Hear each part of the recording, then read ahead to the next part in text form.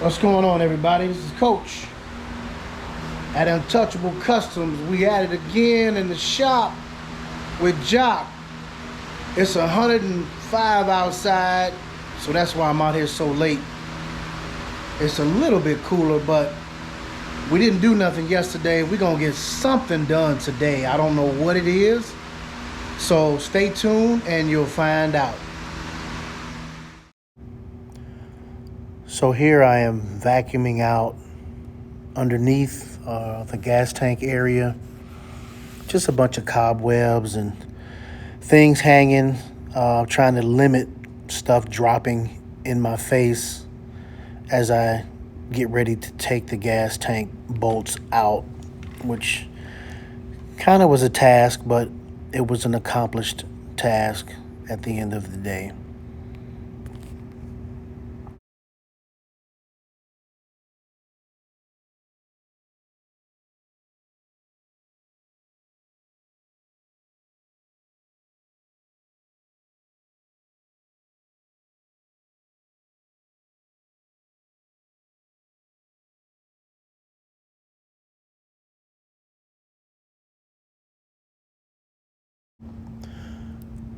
So here you can see I got that bolt. It's a little challenging, but I got the bolt off, so I was able to drop the gas strap and then had to do the other side as well.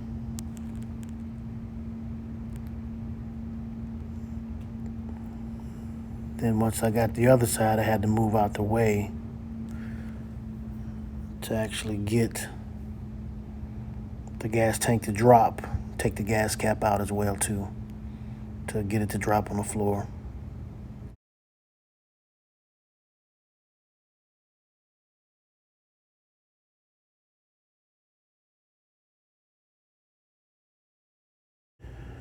So here I had to cut the gas line and the gas gauge wire in order to completely disassemble the gas tank from the car, and I accomplished that.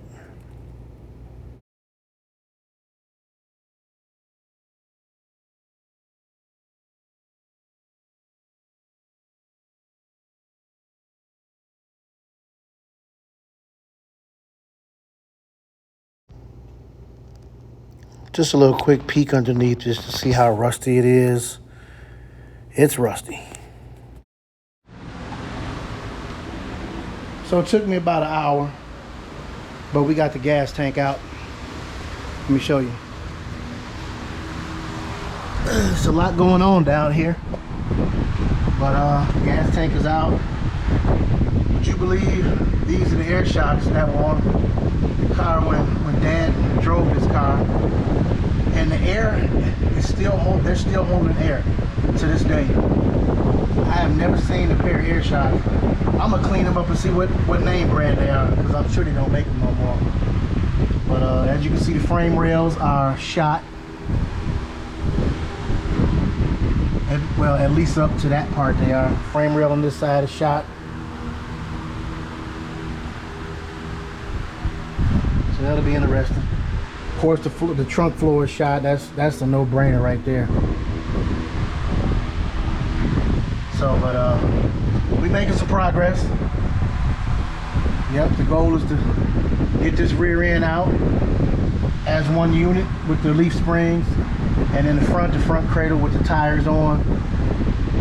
And then gonna get it on some body dollies and get it ready for a media blast. Well, take that back.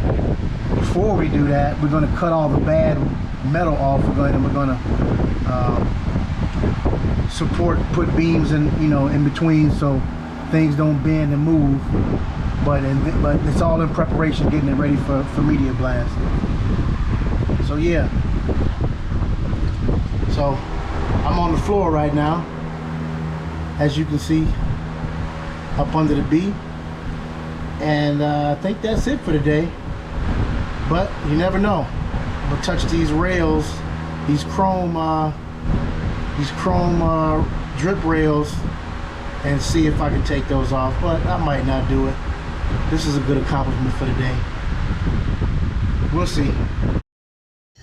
So I decided to go ahead and take the chrome drip rail trim off, and also the chrome piece that holds the rubber seal when you close the door to get a nice seal with the glass. Taking it off was a pretty good task. I only messed up and dented 2 small areas of the chrome trim, which I thought was a good accomplishment, especially since this was the first time that I had ever taken one off. But a good friend of mine named Bobby, who lives in Ohio, gave me some great tips on how to take it off and keep it from destroying it and bending it all up.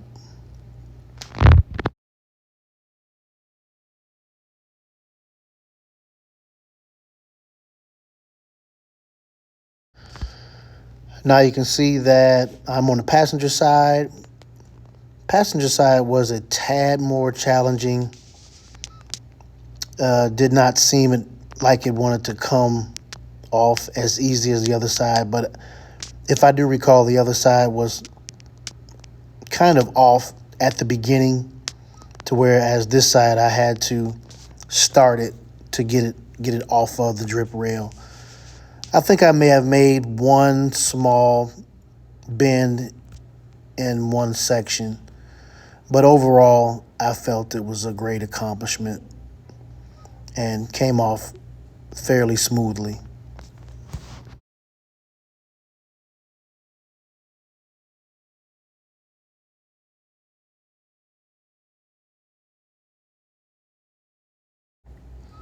As you can see me right here singing Man in the Mirror, but I can't play the music because of copyright.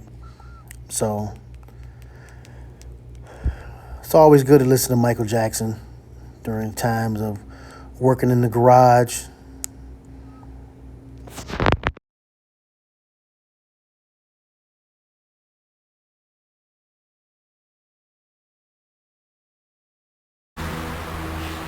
So that's it for real today.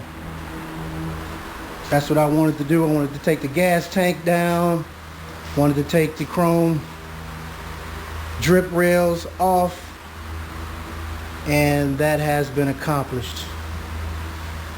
So 3 things left: dashboard, front cradle, rear cradle.